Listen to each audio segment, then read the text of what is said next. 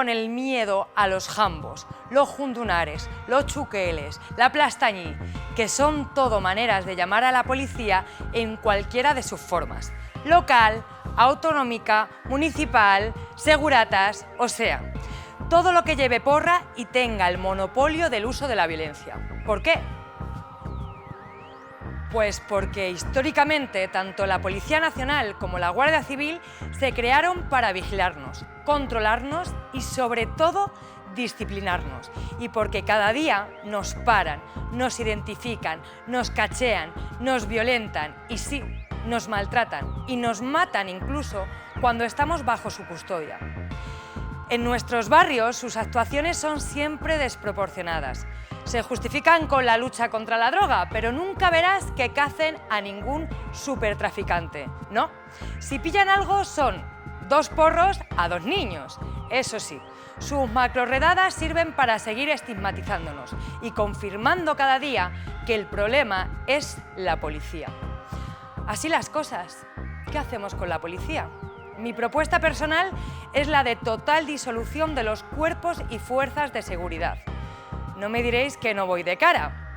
Luego veremos qué opinan nuestros invitados, pero antes vamos a ver las maldiciones y las buenaventuras que sé que las estáis esperando.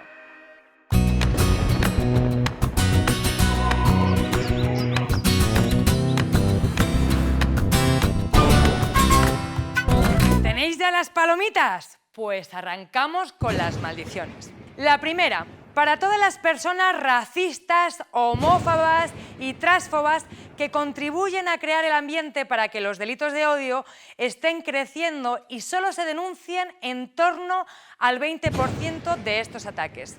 Se vean amarraos todos los racistas y todos los homófobos. La segunda, para la Conselleria de Sanitat de la Comunitat Valenciana, que discrimina a una persona ciega y no le permite trabajar como administrativa por no adaptarle el puesto de trabajo. Les pongan una mascleta en el bull para que no se puedan volver a sentar en su poltrona. Y la tercera, para el gobierno griego, que, como ha demostrado una investigación del New York Times, recoge a las personas migrantes que llegan a sus costas y los devuelven al mar y los dejan en una balsa en medio de ninguna parte. Se vean ellos navegando eternamente, muy cerca de las costas, pero que nunca lleguen a alcanzarla. Vamos ya con las buenaventuras, que no solo de sinlachones está poblada la tierra. La primera, para los jóvenes de Marinaleda, que se enfrentaron a los fascistas de Vox y ahora están denunciados por un delito de odio. Ni un paso atrás en la defensa de nuestros pueblos y de nuestros barrios. Benditos sean por todas las fuerzas del universo los que se enfrentan al fascismo. La segunda, para la Asociación de Familia de Gays y Lesbianas de la región de Murcia, por el apoyo que han dado a un matrimonio de lesbianas en su batalla contra el juez Fernando Ferrín Calamita. Este juez homófobo les negó su derecho a la adopción y, una vez apartado de la carrera judicial, las siguió acosando y difundiendo bulos sobre ellas. Ahora le condenan por un delito de odio. Ya lo veis, tenemos que organizarnos para acabar con su odio. La tercera y la última buenaventura de hoy es para el Ayuntamiento de Barcelona, que ha decidido presentar una denuncia por delito de odio contra varios conocidos neonazis, incluido el líder de la empresa Desokupa. La denuncia recoge cantos y saludos fascistas y también incitación al odio. Sigan ustedes luchando contra el odio. Y hasta aquí nuestro repaso a la actualidad. No seáis malos, que no va a hacer falta ni sacaros los colores, que ya se os ve. Cómo me gusta repartir estopa y besitos. Bueno, esto es un tema bastante complicado, así que a ver cómo salimos de esta. Yo creo que bien, porque tenemos a esta gente maravillosa que se va a presentar. A ver, Gabriel, cuéntanos, ¿cómo te llamas? Bueno, Gabriel, ya lo he dicho. ¿Por qué estás aquí? Buenos días a todos. Mi nombre es Gabriel Trejo y he sido exinspector de policía local durante 12 años y 35 en el cuerpo de policía local. Está muy bien que estés aquí. Muchas gracias por venirte. Bien. Sergio. Muy buenas, Silvia. Yo soy antropólogo social que investiga sobre cuestiones de securitización y policialización y actualmente activista también en el colectivo Sin Poli. Muy bien, muy bien. Bueno, Serín. Yo soy Serín, activista por los derechos humanos. Estoy en varios colectivos migrantes. Muy bien. ¿Y mi hermano Josep? Bueno, primero de todo, muchísimas gracias por la invitación. Y bueno, yo soy Josep, soy periodista de formación, aunque soy sobre todo en los últimos años investigador sobre violencia racial y policial. Bueno, lo primero que creo en lo que estamos de acuerdo, vamos a empezar por aquí a ver si podemos llevar este debate, es en que no tenemos la mejor policía posible. ¿Esto estamos de acuerdo o no? Uy, qué silencio abrumador. Tranquilaos, respirar. ¿Quién quiere empezar? Yo creo que eso tiene que ver un poquito con a quién preguntes, ¿no?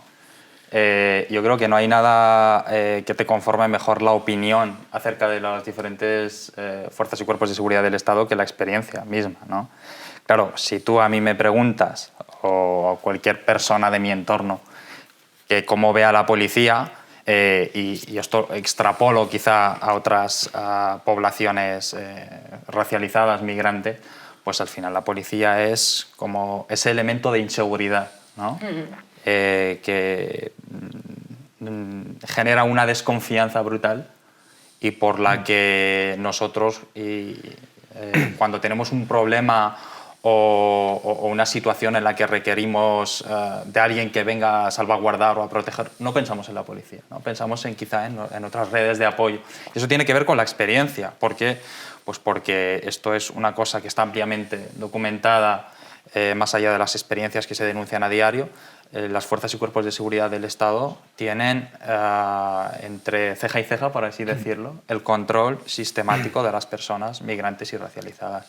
Totalmente de acuerdo. Gabriel, ¿tú qué dices? Hombre, yo creo que la policía hace un buen servicio de la sociedad, lo que sí es verdad, y en eso no tengo ninguna duda en reconocerlo, que hace falta alguna reforma en el sistema policial. La primera reforma que yo entendería que es necesaria es la propia concepción del servicio. O sea, hay que empezar a dejar de denominar a los cuerpos como cuerpos de policía, sino como servicios públicos de policía. Y al igual que tenemos un servicio de sanidad público, un servicio de educación, un servicio de alumbrado, un servicio sanitario, pues debíamos empezar a enfocar los servicios policiales en esa línea que ha empezado la Garda Scioscia, la policía irlandesa, que se autodenomina como guardianes de la paz, ¿no? Y qué bonito, ¿no? Sí, qué creo que ese es el camino. También lo veo. Porque el tema, la definición propia ya de cuerpo de policía ya conlleva una noción nociva de corporativismo que creo que hay que abandonar, ¿no? Creo que se notan ya las diferentes posturas, ¿no?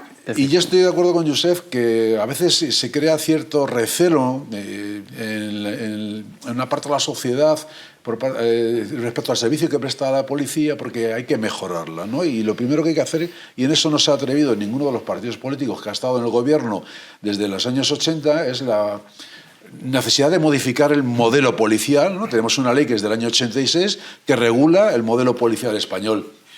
Y España ni es política, ni económica, ni socialmente, ni policialmente la misma que el año 86. Sigue el modelo policial del franquismo, claramente. Claro, no sé qué opinas, Serín, de esto. Efectivamente. Yo, las dos partes, porque digo, la policía pues, es algo que hay que reconocer que hace un buen trabajo. Hace un buen trabajo en determinadas cosas, pero se tiene que reformar. ¿En qué hace buen trabajo? Por ejemplo, la policía es el que representa la ley en la calle. Nos protege de agresiones, puede salvar a gente en situaciones de peligro. Todo esto hay que reconocerlo, que lo hace la policía. Pero por otro lado, por propia experiencia, puede decir que hay que reformar este cuerpo policial. Porque bastantes cosas hemos sufrido, nosotros como personas migrantes, señalados y perseguidos de cosas que realmente pues, es algo que vemos que es una discriminación. Si esta discriminación, si esta persecución, si el acoso está dentro de este cuerpo policial, hay que revisar qué está pasando y realmente pues modificar. Pues sí, claras están las posturas, Sergio. A mí me encanta que en este programa y que en este equipo me dejen dar mi opinión, porque yo soy totalmente, o sea, estoy con Josep. Y seguramente, no sé qué opinas tú, a ver si estoy contigo también. Claro, sobre la pregunta sobre si la policía que tenemos es la mejor o lo peor que podemos tener, bueno, siempre habría que comparar, ¿no?, con otras policías o con otras épocas históricas, ¿no? Más allá de eso, que ahora mismo no disponemos de tiempo para poder explayarnos, lo que sí que tendríamos que pensar es si es la mejor según para quién. Es decir, que tendemos a pensar la pregunta en términos de una sociedad homogénea, ¿no?, y digamos compuesta por sujetos en posición de igualdad, y es evidente que no es así. Entonces, la policía, desde nuestro punto de vista, sí está siendo la mejor o está respondiendo a los intereses de determinados sectores sociales, pero a costa de perjudicar a otros sectores sociales, ¿no? Desde nuestro punto de vista, la policía siempre es un cuerpo de orden. Y de orden, no tanto de orden público, porque muchas veces es la propia policía la que genera desorden público, sino de orden social, es decir, de ordenar la sociedad de acuerdo o digamos como una especie de imagen simétrica respecto de lo que las propias relaciones de poder y de producción capitalistas generan. Entonces, desde ese punto de vista, la policía sobre todo está para responder, para dar ese orden o para crearlo allí donde se ha desordenado un poquito lo social, ¿no? Yo no estoy de acuerdo con ello porque no sé si puedo intervenir. Dices, Sí. está para crear un orden. No, está para evitar el desorden. En todos los seres humanos hay una pulsión natural a dominio sobre los demás. Y eso se ha visto a lo largo de la historia. O sea, ahora se ha demostrado que los Australopithecus fueron exterminados por los neandertales. O sea, esa pulsión natural de la violencia del ser humano, más en el hombre que en la mujer, se da. Y por lo tanto tiene que haber alguien, algún ente que sea capaz de, digamos, de preservar o reprimir aquellas conductas que son asociales y van en contra del interés general. ¿Será la testosterona? Porque además en este programa hemos invitado a 4 personas que son denominados como hombres, porque además los hombres racializados son de los que más reciben abusos policiales. Yo creo que en cuanto decías, ¿no?, que las instituciones son herederas de ese franquismo y de esa ultraderecha, quizás, no sé si estáis de acuerdo, en que se necesita una reforma de la policía, o sea, una política de seguridad ciudadana de izquierdas. ¿Esto sería una solución? Bueno, si me lo preguntas a mí... Te lo pregunto a todos y empiezo por ti. Perfecto. Yo sí creo que es importante, ¿no?, abrir el prisma para hacer el análisis de qué es el cuerpo policial, ¿no? Vale, Entonces, hagámoslo. Si entendemos que el cuerpo policial como el garante del orden y que ese orden es un orden capitalista, pero también es un orden de género y es un orden racial, entonces tenemos claro quiénes van a ser los principales perjudicados, ¿no? Totalmente. Una cosa que se materializa, un ejemplo muy concreto y claro de cómo la policía realmente, los cuerpos policiales, los agentes de policía, precisamente son como esos elementos, ¿no?, o esa herramienta que tiene el Estado para garantizar el orden, la paz social, entre comillas, es la ley Mordaza. La ley Mordaza es una ley que tiene más de 14 posicionamientos internacionales contrarios porque vulneran derechos fundamentales. Y el mayor contrapeso para la reforma y la modificación de la ley Mordaza son los propios cuerpos y fuerzas de seguridad del Estado, que son quienes más se han movilizado para impedir, no ya ¿cómo se dice?, abolir, ¿no?, o a que se acabe con la ley Mordaza como se comprometieron las fuerzas que están actualmente en el gobierno, ¿no?, sino siquiera para modificar. Esto ha pasado hace unos pocos meses. No se ha llegado a un acuerdo para modificar los aspectos más lesivos de la ley Mordaza. Entonces, ¿de qué estamos hablando? De que tú como periodista no puedas hacer fotos a unos funcionarios públicos durante el ejercicio de su profesión, de que tú tengas que estar obligado a notificar que vas a hacer una protesta, algo que, por supuesto, en un Estado democrático de derecho no tiene cabida, etcétera, etcétera. ¿Y quiénes son los mayores defensores para evitar que se llevara a cabo esa reforma? Fueron los cuerpos policiales, ¿no? Entonces, yo sí creo que es importante dimensionar la función policial. Y luego también, pues, un poquito irnos a lo de siempre, ¿no? Los agentes de policía son los garantes de la seguridad. ¿Pero qué es la seguridad, no? Porque para mí la seguridad es llegar a fin de mes. Totalmente. Entonces, si tienes unos problemas estructurales y la lógica es que eso se resuelve con policía, pues entonces iremos al modelo policial que tenemos ahora, que es el de más armamento, más represión y no el de atender con políticas sociales problemas sociales, ¿no? Al final, yo creo que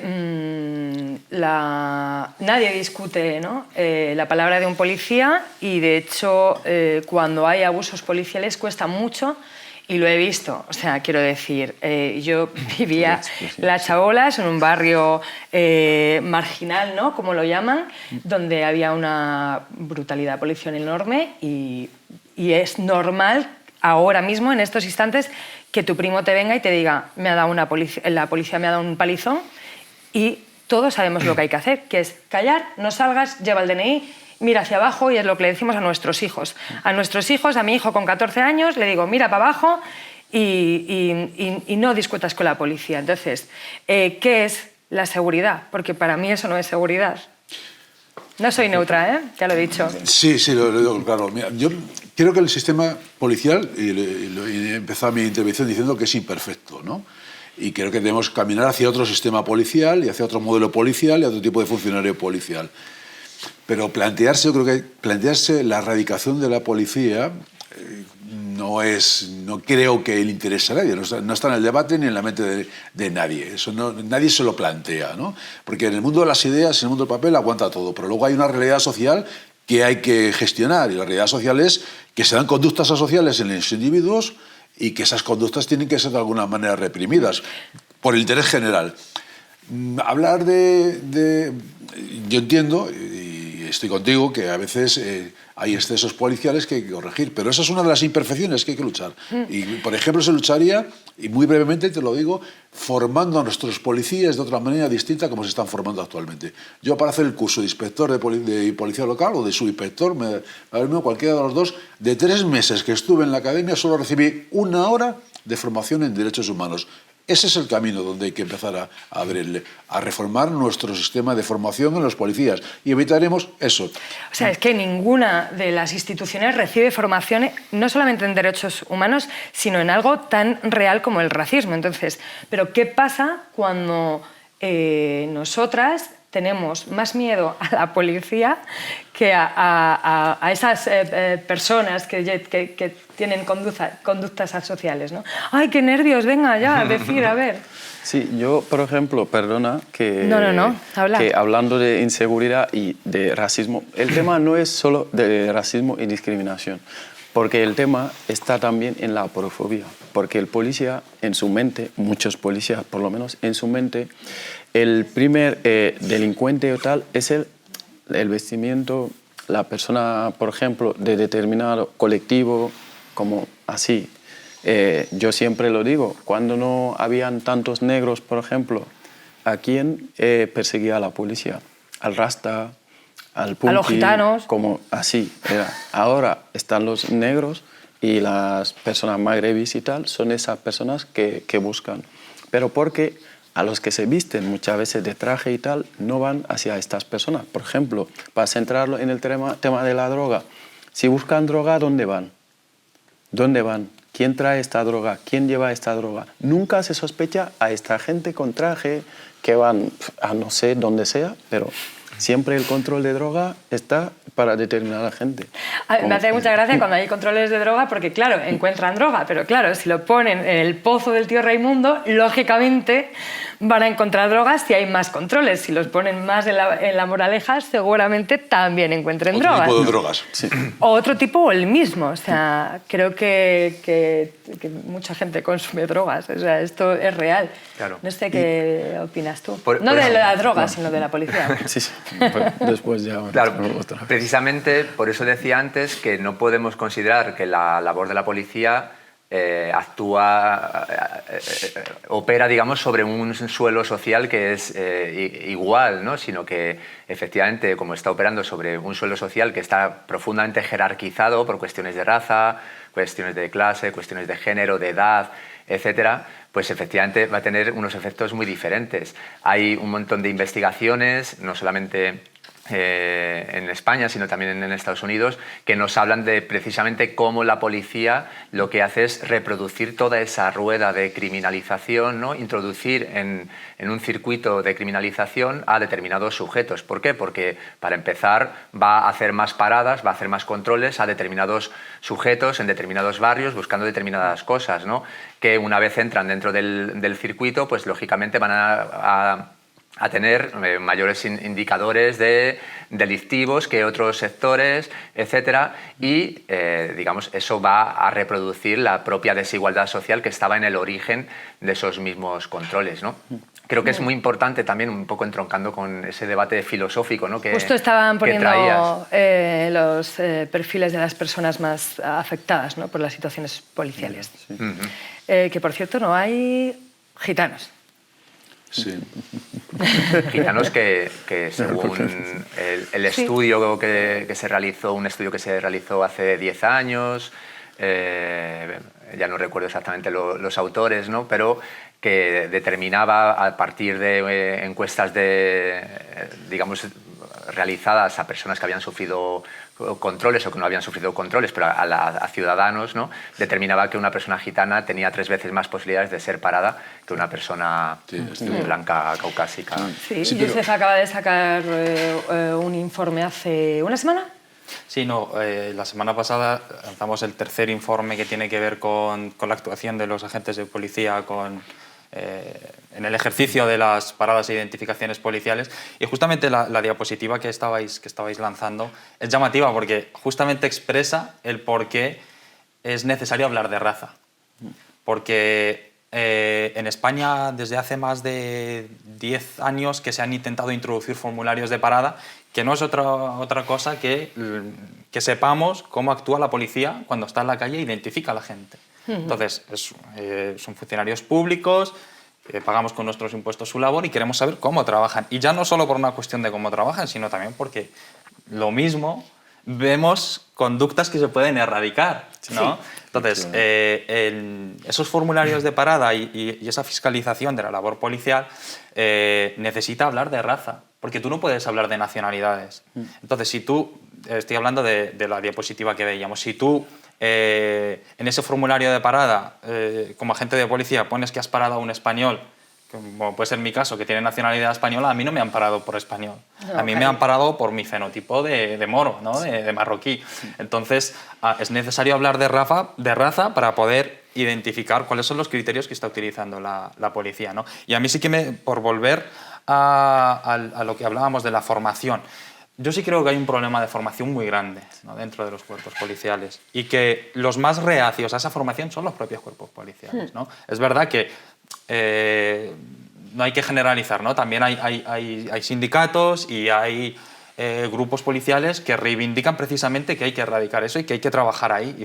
Pero hay que tener en cuenta también que la labor policial es la que es. Tú, por mucho que formes a un agente en hacer bien su trabajo, el brazo ejecutor del Estado, estamos diciendo que es un orden capitalista, racial, tiene monopolio de la violencia. No es únicamente un problema de formación. De hecho, me diría, y con esto acabo, que quienes más forman a la sociedad son los propios policías. Porque cuando tú vas por la calle y ves a la gente de policía, no le ves identificar a un señor blanco ni a una señora blanca. Le ves identificar a un señor negro, a un señor gitano, a un señor moro. Entonces tú como ciudadano, señores, porque esta práctica se da contra hombres, incluso menores de edad, como reflejábamos en el informe que sacamos el año pasado. Entonces, por acabar, si tú estás constantemente viendo cómo esos garantes de la seguridad y de ciudadana identifican a determinadas personas, tú como persona estás aprendiendo que esas personas identificadas son los elementos inseguros. Entonces, no solo la policía no se está formando, sino que está formando de forma racista Totalmente. A la sociedad. Vamos a hacer una cosa, mira, vamos a ir con nuestra compañera Cristina, nuestro fichaje estrella en este programa, a ver qué opina la gente y luego volvemos y debatimos. Hola Silvia, hoy hemos salido a la calle para preguntar sobre la policía, un cuerpo del Estado que no nos aclaramos si suscita más miedo o seguridad. Vamos a ver qué opina la gente. ¿Crees que podríamos vivir sin cuerpos policiales? ¿Que hay otra forma de organizar nuestra seguridad? No, creo que no. No, yo creo que es muy importante la labor que realizan y es un trabajo muy comprometido por su parte. Utópicamente te diría que sí, pero siendo prácticos pienso que no. Realmente porque la sociedad creo que no está preparada para vivir en anarquía. No, creo que no podríamos vivir sin policía. De hecho, son como nuestros ángeles de la guarda. Tendría que haber algún cuerpo que defienda a las personas y tal y cual y hagan cumplirse las leyes, pero creo que se puede hacer de otra forma. ¿Y crees que la policía tiene un sesgo racial a la hora de actuar? Yo creo que sí. Habrá algún sector de la policía que sí y otro que no. Pues sí, bastante. En el metro, ejemplo, me paran a mí. Y yo digo, ¿pero por qué? Si hay también miles de personas y yo estoy ahí, ¿sabes? ¿Será porque soy negra? En España no lo sé, pero en otros países sé que sí. Si ven el color de tu piel y ven que llevas algún tipo de vestimenta que pueda relacionarse con bandas, con lo que sea, con estereotipos racistas, pues te van a parar, obviamente. Me han parado varias veces, literal, a lo mejor por llevar capucha, por llevar una bandana, por llevar, y encima yo con lo maricón que voy, da igual. Si trabajas de policía tienes que ponerte empático con todas las personas, todos los seres humanos, no importa dónde seas, ¿no? Si uno fuese extrema izquierda y 10 extrema derecha, ¿dónde situaríais la ideología predominante de la policía? No lo sé. Hombre, yo diría que tiende un poco más a la derecha. Le pondría un 10 a la derecha, pero un 8 perfectamente sí, la colocaría allí. Sería más bien un 6-7. En la extrema derecha, por supuesto. Está en el centro. No hay ni extrema derecha ni extrema izquierda. 8,5, 9, un 10, no porque me funan, pero por ahí sí. ¿Y consideras que actúan de igual manera en las manifestaciones de izquierda y en las de extrema derecha? Bueno, yo es que solamente voy a las de izquierdas. Las de izquierdas nos daban palos porque nos daban. Yo tengo una edad y me han dado palos y nos daban. Y en las de derechas, pues como que eran más benevolentes. Creo que la policía tiene un código muy protocolizado, también obedecen órdenes superiores. Yo creo que la ley es la misma, solo que también hay que ir a manifestaciones y ver cómo hacen unos unas cosas y cómo hacen otros otras. O sea, en unas queman contenedores, en otras no, en otro tiran piedras a la policía, en el otro no. Pienso que en las de extrema derecha la policía va y está ahí y no hacen nada, pero en las de extrema izquierda sí que van y sí que dan caña, pero también porque hay mucha gente que va de extrema derecha a reventar esas manifestaciones. La policía yo creo que siempre tiene que actuar igual, debe actuar igual y creo que así lo hace. Sobre las cloacas del Estado, ¿qué opina? ¿Considera que debería salir toda la información sobre lo que hace la policía? Sí, claro. Tendría que haber total transparencia. Totalmente, la policía y cualquier político. Cualquier cosa que se haga del sistema debería ser totalmente transparente. No todos tenemos que tener ese acceso a esa información por propia seguridad jurídica, por alertas terroristas, no tenemos que tener esa información. No entiendo muy bien esa necesidad de encubrir los hechos internos cuando deberían estar mucho más perseguidos también. Si eso sale a la luz, hubiese un caos increíble en el mundo que no se podría como que vivir, ¿sabes? Bueno, chicas, pues tras una larga tarde de investigación en la que hemos parado a mucha gente y la policía no nos ha parado a nosotros, llegamos a la conclusión de que es un tema bastante controvertido. Así que sacad vuestras propias conclusiones. Nos vemos la semanita que viene. Chao.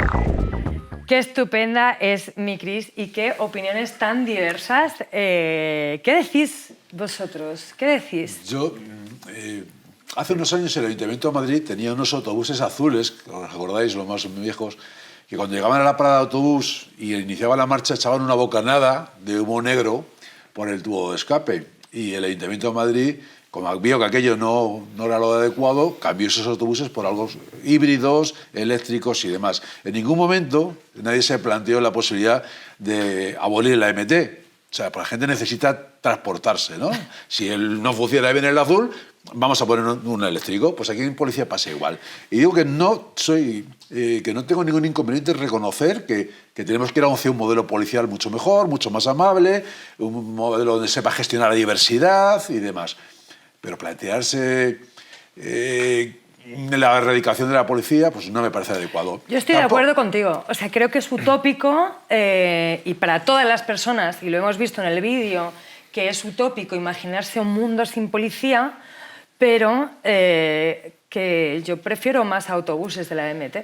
que policías. Y respecto la segunda cuestión que se planteaba ahí, ¿hacia dónde situamos la policía? Tampoco tengo ningún inconveniente, ¿eh? Yo en eso soy bastante autocrítico, es reconocer que tenemos un problema con la bosilización de la policía. O sea, porque el 54,8% de los policías de este país han votado en el Consejo de Policía a un sindicato que tiene un tufo horrible a Vox. Y no hay ningún inconveniente. ¿Cuál es el sindicato? El Jusapol, creo que se llama. Y en la Guardia Civil pasa igual. No tengo ningún inconveniente en reconocerlo, pero vamos a hablar de políticas públicas encaminadas a desbosilizar la policía, no a erradicarla. Vale, vamos a hablar entonces de si es necesaria una política de seguridad ciudadana desde la izquierda. Yo digo que sí. Esto es ¿Y cómo sería, claro? Eso es importantísimo, porque es que priorizamos otras cosas y dejamos de lado el tema de la seguridad, el tema de la policía. Hay cosas importantes, pero eso es muy importante. Ese tema de la policía es muy importante. Como lo ha dicho Sergio, es que la policía responde a un modelo. ¿Cuál es el modelo? El modelo es el imperialismo. Es que nos imponen la policía de esta manera. Hay gente que manda. Y manda por sus intereses. Sus intereses es cómo contener al pueblo, mientras que hagan otras cosas. Eso es lo que hay que revisar, porque la policía es un cuerpo que responde a esto. Y dentro de ese cuerpo hay otros que juegan sus intereses. Si un policía te dice, yo soy racista, que te ha parado, te quejas, soy racista, abiertamente. Es por eso, digo, tenemos que abogar a esta reforma dentro de esta policía, porque la policía tiene que ser justa, ni de izquierdas ni de derechas, en el centro. Y hace 3 días te pararon. Hace 3 días lo subiste en Twitter. Muy poco, sí. ¿Cuántas veces te paran? Pues ya he perdido todos la los cuenta. Me encanta que tengas esta opinión, porque alucino. O sea, yo de hecho llamé a Serín con todo mi estereotipo, pensando que iba a tener otro tipo de pensamiento, ¿eh? No, y al es final que yo creo que no hay que privar a la sociedad del debate acerca de la abolición. Es decir, al final el propio sistema capitalista nos priva de que seamos capaces de ver otro horizonte, ¿no? O sea, que siempre tenemos que pensar en los parámetros de lo que es factible.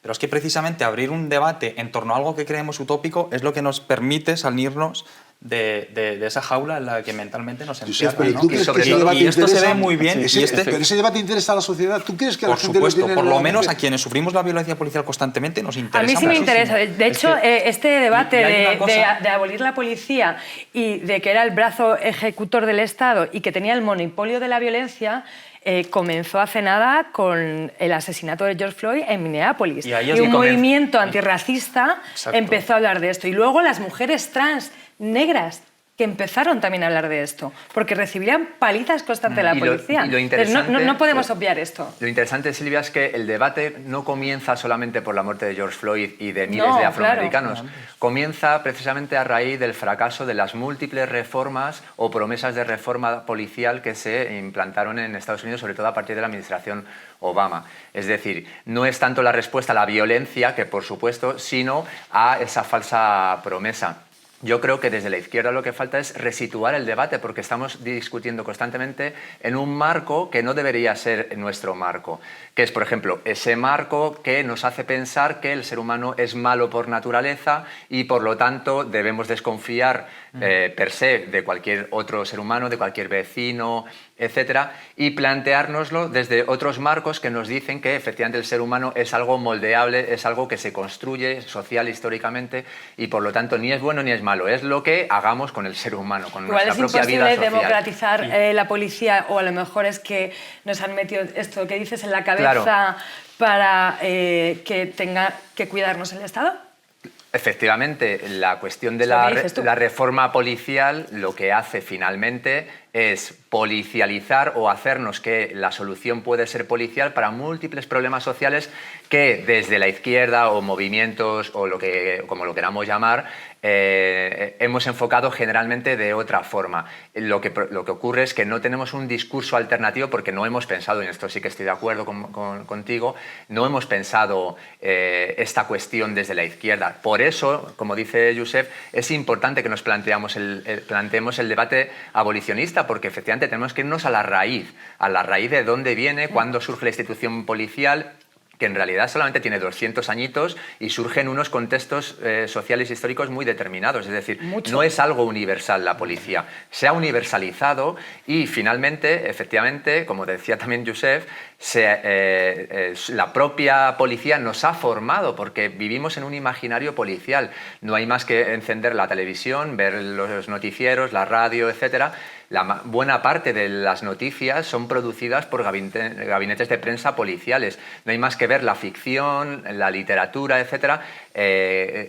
Todo ello nos está colocando únicamente en una visión del mundo que tiene que ver con la misma visión del mundo policial. Por eso hace falta imaginar culturalmente también otros escenarios.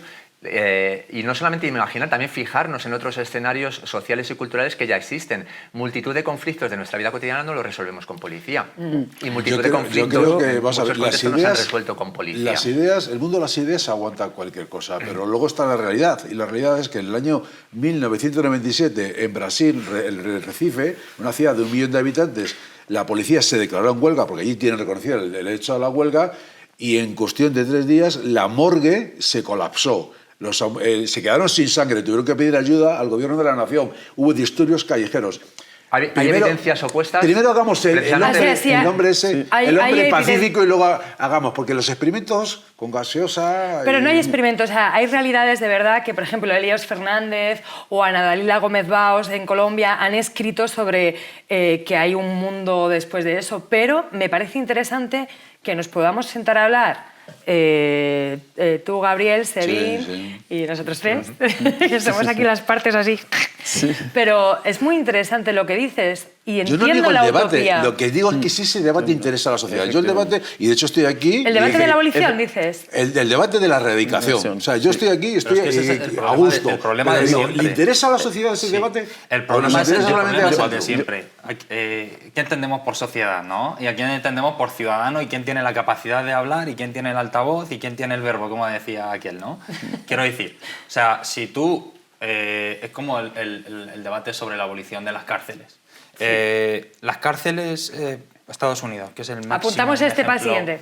Las cárceles están llenas de personas negras y latinas que ya está ampliamente demostrado que las penas que se les da a ellos, y eso es algo que aquí afortunadamente en España también está demostrado con la población gitana, que por los mismos delitos a personas blancas y a personas gitanas se les dan más penas a personas gitanas, ¿no? Bueno, de hecho, paran a gitanos en la calle, pero las cárceles están llenas de gitanas. Exacto, ¿no? Y es decir, que hay que repensar toda esta cuestión, porque estamos hablando de instituciones que se enfocan y afectan sobre... Y no me cortes, déjame, que quiero decir una cosa. Vale. Tú estabas hablando antes de la izquierda.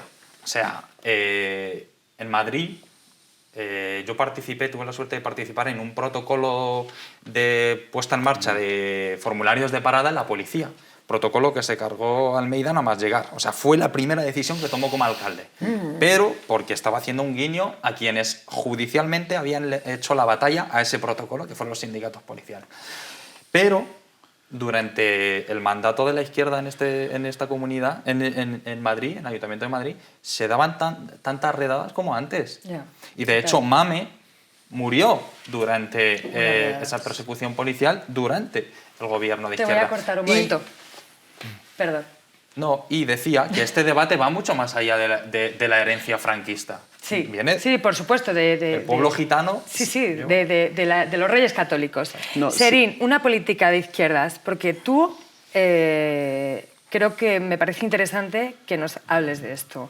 Y no te dejan hablar, porque hablas bajito, eres muy educado. No, yo así, para que nos entendamos, porque el tema... porque el tema no es como policía o política izquierda o de derecha. Estamos hablando de un tema de justicia, porque aquí la justicia depende de la persona, de color o de... como dicen. El tema es la justicia. ¿Hay justicia, sí o no? Los que supuestamente representan la ley, la justicia en la calle, pues funcionan a base de esto. Si hablamos de izquierda y derecha, pues estamos como equivocándonos, porque la poli tiene que estar en el medio, en el centro, ni de izquierdas ni de derecha, cumplir lo que es la ley. Pero si ya llegamos en políticas de izquierdas y derechas en la policía, pues ya vamos mal. Pero tú has estado ahí, ¿no? Entonces, si partimos de una base como activistas antirracistas de que las leyes son racistas, y te lo digo esto porque me toca, pero podemos hablar de 1000 millones de cosas más, y la policía está al servicio de las leyes, no puede estar en el centro, es imposible. Efectivamente, por eso hay que reformar y democratizar. Hay que reformar las leyes para que sean justas y la policía también dentro hay que hacer una limpieza. Esto está claro. ¿Cómo?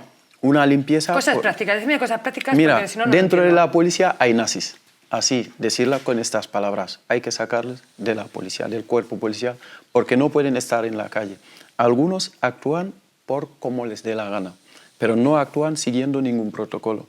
Si nadie vigila a los que nos vigilan, mal vamos. Y esto es lo que está pasando. Un control interno. Efectivamente. Gabriel. Por eso estamos hablando de reformar la policía ¿Hay nazis? y democratizarlo. Bueno, yo no sé si hay nazis. Si no ¿No lo sabes? No lo sé, no sé. Lo que sí sé es que tengo una cierta preocupación por la deriva. Y de hecho, con un profesor... ¿Por la qué? Perdón. Tengo una cierta preocupación por la deriva que estoy viendo en algunos miembros de las fuerzas y cuerpos de seguridad. Y de hecho estamos en fase de elaboración de una plataforma por la erradicación del discurso del odio en las fuerzas y cuerpos de seguridad. A mí me preocupa cuando veo que algunos mítines de Vox, pues hay una presencia importante de policías, cuando veo que personas como Ortega Smith son alabadas o son recibidas multitudinariamente en las manifestaciones por los derechos sindicales de los policías, a mí eso me preocupa. Llegar a definir como nazi, pues si Yo los creo hay, que son nazis, ¿eh? Yo creo que son nazis, la mayoría, ¿eh? No es que crea, esta es mi opinión y este es el miedo. No los voy a defender. El miedo que me da, ¿no? Porque es complicado hablar de que no lo sabemos. La pregunta es, ¿qué políticas públicas hace el Ministerio para intentar mira, este es el desvosibilizarse? gráfico de agentes investigados, ¿eh? Por maltrato policiales, o sea, que lo ha hecho Iridia, que sabe y chanela de esto, ¿no? O sea, hemos partido de la realidad de que sabemos que la policía no lo está haciendo bien y tú opinas que hay que democratizarla y hay que reformarla. Entonces, dime cómo reformarías tú la policía. Mira, yo primero lo entiendo desde un punto de vista de la izquierda, ¿no? Porque ahora el debate, ¿no? ¿Qué puede hacer la izquierda? Bueno, pues lo primero que tiene que hacer la izquierda es asumir un marco ideológico y cultural que necesita gobernar, que cuando gobierna necesita gestionar la seguridad y no dejar siempre el discurso hacia la derecha. Si tú ahora mismo le haces una pregunta a las dos candidatas de la izquierda en la Comunidad de Madrid que van a presentarse el 28, ¿qué van a hacer con urbanismo? Lo tienen claro. ¿Le preguntas ¿Con el qué? Con urbanismo lo tienen claro. Si le preguntas qué van a hacer en vivienda pública, lo tienen claro. Tienen hasta la estructura ya para cuando se gobierne. Si le preguntas qué van a hacer con la seguridad o con la policía, les pones en un problema. Les pones en un serio problema. Y lo hemos hablado anteriormente. ¿Pero por qué lo ponemos Porque no tienen un discurso. Sí, igual tienen miedo a tantos y tantos años de policía, pues lo decía antes Josep, desde 1749, que empieza el intento de exterminio al pueblo gitano, y antes habían hecho a los moros y a los judíos, desde ahí empieza la policía y la Guardia Civil. Bueno, yo no creo que sea así, pero lo que sí, eso sería un largo debate, ¿entiendes? Lo que me dices, si la pregunta es ¿qué debe hacer la izquierda para en cuestiones de seguridad? Lo primero que tiene que hacer es desconstruir la imagen estereotipada que tiene sobre la policía, ¿sabes? Y no entregar el discurso ese a la derecha. La izquierda tiene que plantearse. Yo, en mi experiencia con 35, igual tienen miedo a los sindicatos esos que hablabas tú, ¿no? 36 años que he estado de policía y 24 asumiendo responsabilidades de mando, me he encontrado que en una lista... ¿Tú has visto maltratos? ¿Perdón? ¿Tú has visto abusos policiales? Sí, por supuesto, claro, y de hecho los he sufrido. De hecho, el que conoce mi historia, y sino que está en internet, la puede abrir perfectamente. Por eso te hemos invitado aquí, Gabriel. Menos mal que lo ha podido decir él. El que conoce mi historia sabe perfectamente que yo tengo que dejar la policía porque se me ocurre investigar un caso de torturas policiales. Y frente a eso, tengo una respuesta de las culacas policiales que me obligan a tener que dejar. Yo he sido condenado por investigar. Luego lo vistieron como de la manera que quisieron vestirlo. Pero la realidad es que ante un caso de torturas policiales, yo investigo, doy cuenta al juez, no escondo la verdad, la realidad, y a mí me cuesta el puesto. Pero también digo, ¿qué se ha hecho en este caso por mí? Nada. Nada, no se ha hecho nada porque el mensaje que por sale... esto y... Claro, a mí me han condenado, pero es que el próximo policía, claro, es el que ha dado el discurso que ha dado ahí. Ya ha quedado el discurso de que no te metas en esto, no te vaya a pasar como a Gaby. Eso es. Y digo, de mi caso... Hombre, te admiro por eso, porque me parece fuerte estar en la policía y denunciar eso. No sé qué os Menos parece a mal que ha vosotros. podido sacar esto, porque muchas veces lo niegan, que no pasa, y sabemos el juego del poli bueno y del poli malo que siempre vivimos, que siempre sufrimos.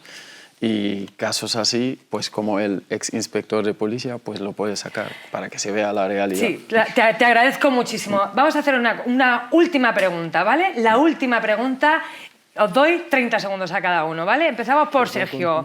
¿Preparadas? Venga, ¿qué hacemos con la policía? ¿Qué hacemos con la policía? En primer lugar, hay cosas que sí son reformables, que es aumentar el propio control sobre la propia policía a la hora de operar sobre el territorio. Es decir, acabar con la impunidad y acabar con la discriminación racial, etcétera, que opera dentro del propio trabajo policial. Eso por un lado. Por otro lado, ¿qué hacemos desde nuestro punto de vista? Despolicializar, es decir, aparte de que hay algunos, no sé si muchos o pocos, pero hay algunos policías que están deseando hacer otro tipo de trabajo y podrían hacerlo de otra forma, no como policías, sino como trabajadores sociales, educadores, etcétera, ¿no? Pues, por ejemplo, policías que apuestan por la policía comunitaria, por los agentes tutores y todas estas cuestiones. Muy bien, podéis hacer ese trabajo desde la propia administración pública, pero desde fuera de la institución y formándoos de otra forma y con otros esquemas, es decir, amueblando la cabeza de otra manera. Mientras, ¿qué se puede hacer desde la izquierda? Lógicamente, ocupar ese vacío, que sería un proceso progresivo de despolicialización, con otro tipo de políticas sociales, políticas redistributivas y políticas de fomento de los procesos de autonomía comunitaria. Es decir, los propios vecinos, las propias vecinas muchas veces son... Lo de los 30 segundos te lo estás saltando, pero me es que gusta antes mucho. menos. Tenemos que hacer otro programa sobre esto para hablar sobre la policía comunitaria que nos ha faltado. Serín, Yo lo que veo es... ¿qué hacemos con la policía? Mi posición es reformarla, democratizarla, tener una policía cercana, una policía de cercanía, adaptarla al siglo XXI, porque la realidad es la que es, hay que adaptarse y hay que pues, hacer una limpieza dentro de ella. Muy brevemente, lo que ya hemos dicho, de cambiar la denominación de cuerpos de policía por servicios públicos de policía, reformar la formación y para eso las universidades, como pasa en Holanda, en la visita que yo hice a la policía de Holanda, tiene que prestar apoyo a las academias. Y evidentemente yo creo que tanto como democratizar, ¿no? Porque si le pasas el paño del algodón, pues estamos a unos niveles muy parecidos a los europeos. Pero sí, por ejemplo, enseñarles a gestionar la diversidad, hablar más de feminismo, hablar más un despliegue territorial distinto y evidentemente la apuesta a futuro es la policía comunitaria, que creo que es el siguiente bloque del debate. Qué interesante, ¿no? Nos vamos a ir ya. 30 segundos, ¿qué hacemos con la policía? Pues yo creo que estoy muy de acuerdo con lo que ha dicho el compañero. Realmente no añadiría mucho, quizá dos puntualizaciones por añadir. Una es que la izquierda tiene un problema con el racismo. Totalmente que lo tiene. Que se piensa, absolutamente que lo tiene. Se piensa que está fuera, ¿no?, de ese debate, que no hay ninguna duda, y eso se ve muy bien en el debate acerca de la seguridad, ¿no? Y insistiría en una cosa que ha dicho él, que tiene que ver con la forma en la que estamos asumiendo que hay que destinar cada vez más recursos a la policía, cuando muchos de los problemas sociales se tienen que resolver destinando recursos y políticas hacia quienes más lo necesiten y no hacia quienes reprimen a la sociedad que se levanta contra la falta de políticas sociales. Pues muchas gracias, de verdad. Me ha encantado. Estaba muy nerviosa. Me parece que este debate nos pone nerviosos a todas las personas y me alegro mucho que en este programa y este equipazo haya hecho esto y me deje no ser neutral también a mí. Así que nada, vamos a la entrevista que va a estar muy, muy interesante.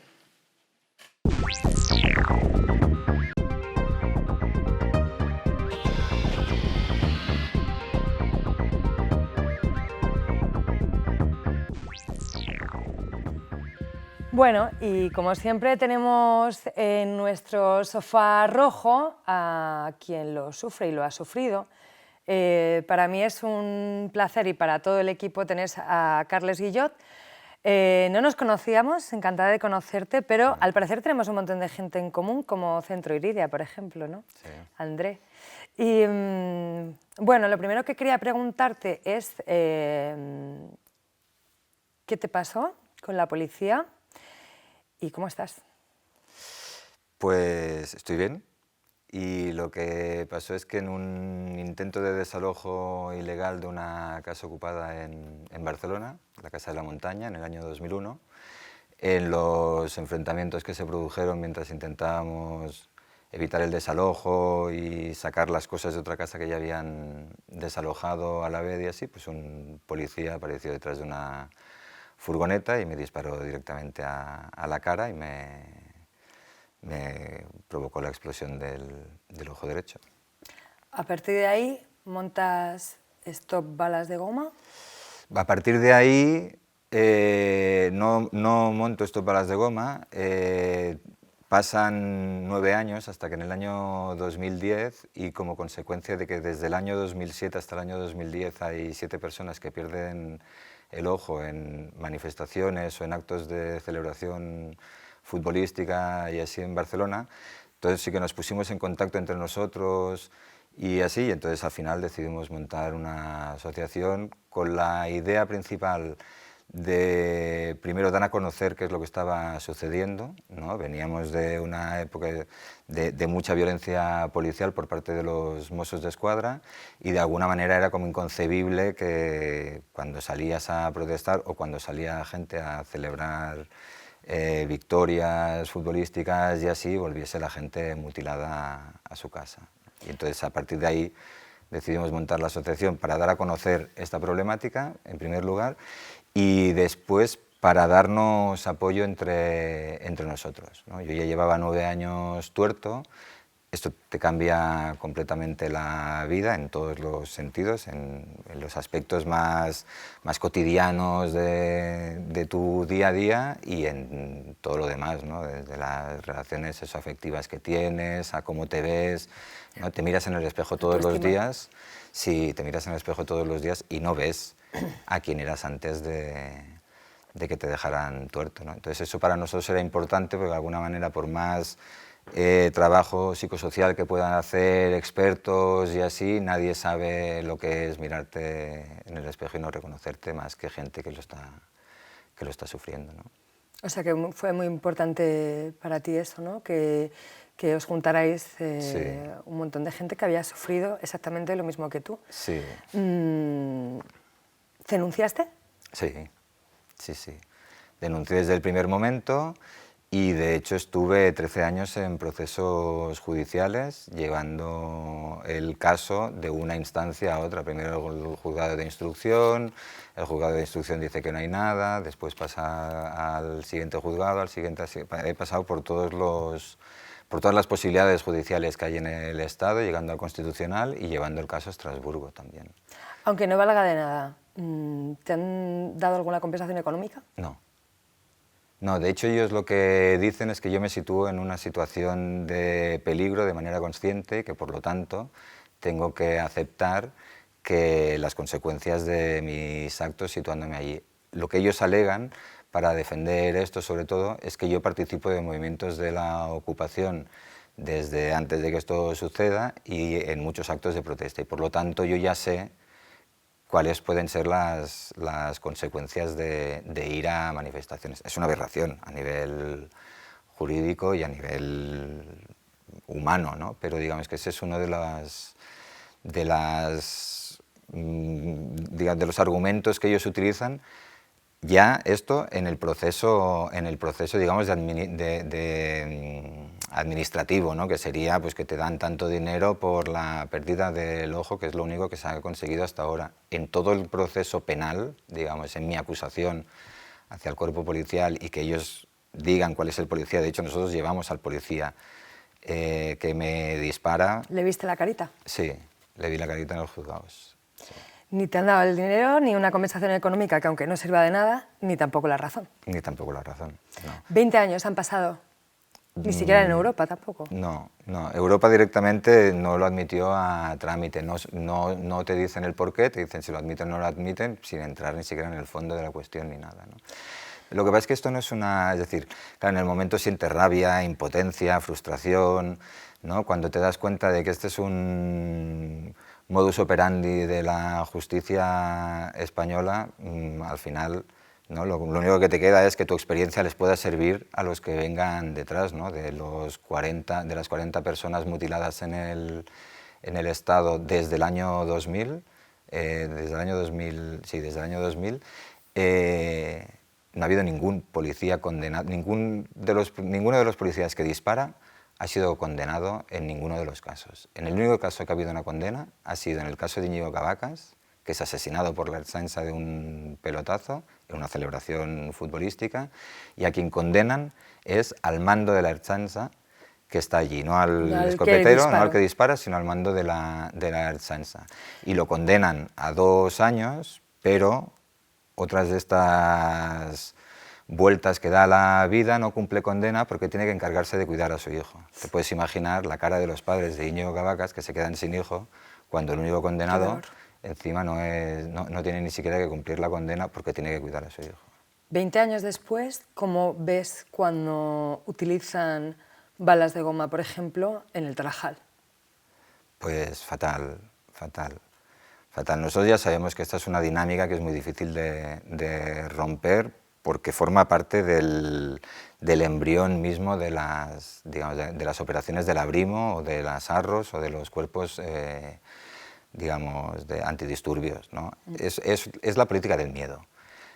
Lo que ellos aspiran es la política del miedo. Si tú eres consciente de que yendo a una manifestación puedes volver mutilado a tu casa, eso te hace pensar ir a una manifestación. Bueno, yo te iba a contar que antes estábamos hablando en el debate que yo me muero de miedo si mi hijo con 14 años, que es racializado como gitano, moro, lo que sea, sale a la calle. Entonces pienso que esto también influye en las demás personas en si se piensa ir a una mani o no, ¿no? Claro. Porque creo que además la gente no sabe muy bien lo que son las balas de goma o la llama balas o pelotas de goma, ¿no? Para nosotros son balas, las pelotas balas, sirven para jugar y estos son balas. Por eso, precisamente quería que me contaras esto. Creo que no saben lo que son las balas de goma. A lo mejor... Son unos proyectiles que se llaman de energía cinética, que los ponen... O sea, la escopeta es una escopeta que puede ser más o menos convencional, tiene una bocacha al final de la escopeta. Ellos pueden regular la velocidad a la que sale este proyectil, porque pueden, si abren, entra más, bueno, si abren tiene una potencia determinada y si cierran tiene más potencia, ¿no? Y son unas bolas de caucho, algunas con un cilindro metálico en el interior. ¿Qué pasa? Que cuando se disparan, por la propia inercia de la bala, estas pelotas se achatan, con lo cual el diámetro que tienen en realidad es más reducido, ¿no? Entonces cuando te impacta en zonas como el ojo o zonas sensibles del cuerpo, a pesar de que no penetran y que por eso se llaman no letales, porque en teoría al no penetrar en el organismo pues no deberían matar. El caso claro de Íñigo Cabacas es que esto no se cumple en ningún sentido, ¿no? Y eso son estas balas. Y por ejemplo en Cataluña lo que hicieron fue que en el año 2014 logramos la prohibición de este tipo de proyectiles, pero ellos ya venían usando otros proyectiles que son los proyectiles de FOAM, que son todavía más chiquititos, que van con otro tipo de lanzaderas, con otro tipo de escopetas y en teoría son armas de precisión, ¿no? ¿Qué pasa con las balas de goma? Las balas de goma, y esto lo dice la propia policía en sus informes y todo, son balas que una vez disparadas tienen una trayectoria errática. Errática significa que donde tú apuntas no es donde va a ir la bala, con lo cual si tú eso lo usas para dispersar masas, tú nunca sabes cuando disparas dónde va a ir a parar esa bala, ¿no? ¿A ti qué te parece esto del debate de la policía? ¿Qué hacemos con la policía? Porque tú tienes una asociación que se llama Stop Balas de Goma, que ahora está prohibido que está prohibida en Barcelona y en la Ertzaintza, que ya no las usan, pero ¿Qué te parece a ti el papel de la policía? Porque supongo que tienes una opinión clara en esto, o no sé si tan clara. Yo sí tengo una opinión clara, no sé si es la opinión de Stop Balas de Goma, porque es un debate que no hemos tenido en profundidad. Nosotros, es decir, como Stop Balas de Goma, estamos en contra de las balas de goma, obvio, pero de alguna manera esto es la punta de lanza de la violencia policial. Eso es. ¿No? Nosotros no nos quedamos, es decir, nuestra denuncia es sobre este material, pero intentando que lo que se ponga en tela de juicio es la violencia policial y cómo la usan, ¿no? Y esto obviamente viene a partir de un modelo policial que es el que tenemos aquí, ¿no? Que esto es desde donde van a captar los agentes policiales, a la formación de los agentes policiales, ¿no? Nosotros en el año 2011 que estábamos haciendo un informe con los medios que teníamos en ese momento, Stop Balas de Goma, ¿no? Que después hicimos otro informe con Iridia y con Novac, muchísimo mejor, porque claro, ellos de alguna manera tienen muchísima más experiencia en el tema y tienen los recursos digamos, de una gente que trabaja, ¿no? Sobre el terreno muy bien. Nosotros una de las cosas que vimos a la hora de hacer este informe eran las recomendaciones que hacían los propios jefes dentro de los Mossos d'Esquadra en las formaciones, y en la formación lo que se veía era que el otro era el enemigo. Ya. El discurso de la policía cuando están entrenando a la gente que tiene que salir a la calle es el otro es el enemigo. Entonces, claro, cuando ellos salen, cuando sale ese individuo policía a la calle, como te ve a ti, es como el enemigo potencial. Yo no sé si policía, pero sí que me he planteado durante estas 2 semanas qué tipo de persona eres para querer ser antidisturbio. Sí. No tanto con policía, pero antidisturbio. O sea, de repente dices, no, yo quiero ser antidisturbio. Para mí es un planteamiento moral porque al final tienes tu decisión, ¿no? Trabajes en lo que trabajes. Sí. ¿Qué hacemos con la policía, entonces? Pues desde mi punto de vista, yo como Carles Guillot, yo creo que reformarla o democratizarla no sirve para nada. De hecho, creo que, es decir, cuando me comentaron de venir aquí, me dijeron que iba a haber el debate, en un primer momento pensé, no puede haber una respuesta correcta porque la pregunta está equivocada. ¿Cuál es la pregunta? No, porque la pregunta sobre si la policía hay que democratizarla, reformarla o hacer que desaparezca, la policía es un engranaje dentro del sistema cis-heteropatriarcal capitalista. Entonces, si tú no desmontas todo el resto del sistema, esta pieza por sí sola no vale. Quiero decir, es imposible un sistema capitalista sin policía. Lo que hay que reformar es el sistema entero, ¿no? Y de esta manera podremos empezar a eliminar el resto de estos pequeños, grandes problemas, pero de alguna manera que son, ¿no? Bueno, ¿y cuál es la situación actual? Pues ahora mismo nosotros estamos en Cataluña intentando que se prohíba el FOAM, porque hemos visto con los últimos casos en los que solo se está utilizando FOAM que las repercusiones son exactamente las mismas y los mutilados son igual. Y en el Estado, a nivel del Estado español, estamos intentando que se prohíban las balas de goma de manera definitiva y que no se sustituyan por las balas de FOAM. Nosotros estamos intentando recopilar todos los casos, como hicimos en el informe este que se presentó de Iridia, y después del informe, todas las charlas que nosotros hemos ido haciendo, siempre nos encontramos con casos nuevos, ¿no? Porque hay gente que no denunció en su momento por miedo o lo que sea. Entonces nosotros animamos a todo el mundo que haya sufrido digamos, algún tipo de mutilación o de herida por disparos de la policía, a ponerse en contacto con Stop Balas de Goma para intentar reunir cuantos más casos mejor. Qué guay. Ojalá que haya más oportunidades de que personas racializadas con gente de izquierdas como tú, que sufre la violencia policial, que la has sufrido y que supongo que la sigues sufriendo, podamos hablar, porque me hace falta esto. De verdad, me hace falta unión para ir contra los abusos. Y muchas gracias de verdad por venir, ha sido muy interesante, espero que hablamos más y que podamos seguir aunando esfuerzos. Vamos a ir con nuestra sección Alza la Voz y os recuerdo a todos los que estáis viendo el programa que también podéis mandarnos vuestras voces para alzarlas. Y nada, nos vemos dentro de 2 semanitas. Gracias.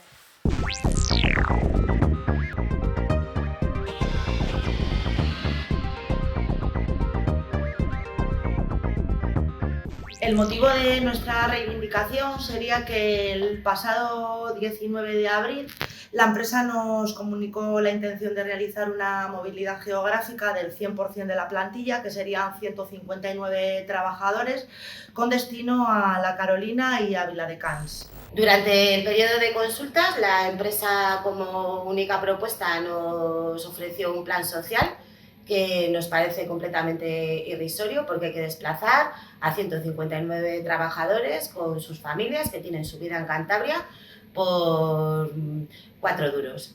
Desde CGT lo único que queremos y por lo que estamos reivindicando es que se mantengan los puestos de trabajo en Cantabria. El periodo de negociaciones finalizó el pasado 11 de mayo sin acuerdo por unanimidad por parte del comité de empresa. Ya hemos presentado unas medidas cautelares y la correspondiente demanda para poder conservar los puestos de trabajo de todos nuestros compañeros y compañeras. Porque no nos echan, pero nos obligan a marcharnos. Alza la voz. Contra el traslado colectivo que propone Conecta, alza la voz.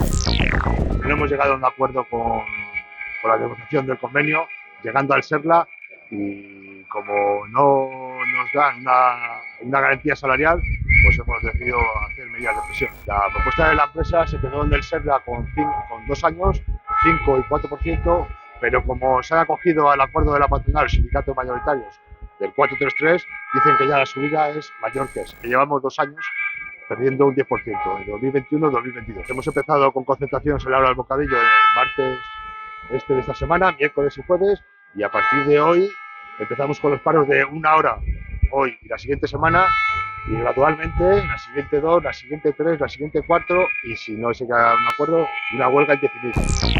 Me gustaría despedirme con una canción de La Excepción que tenemos que se llama Perfil Blanco Payo. Eras de perfil blanco payo, agarrado al brazo de tu madre, no salías a la calle, intimidar a los niños gitanos, te tenía manía, tu fobia revenía, se veía de herencia, y pagaste las consecuencias de vivir entre trompos y palmas, interrumpías la calma, llamabas todas las noches a los jundunares y no venían jamás, pasaban, dudaban, muchos se cagaban, porque hoy en día cogen a tanto niñato, que solo va al abuso y a cogerle el sobre al camello de turno. Dios te libre insensato, que dijiste esta es la mía, yo de mayor quiero ser policía, ayudaré al prójimo, tenderé mi mano y con mi placa y mi pistola intimidaré al gitano. Suéter que por naturaleza el odio está en mis venas y apenas extravío el DNI. El que dice llamarse Antonio Moreno manifiesta lo necesario, que tú creciste fuera del barrio y ahora me vienes hecho un mercenario. El enemigo está en casa y sabe del vocabulario.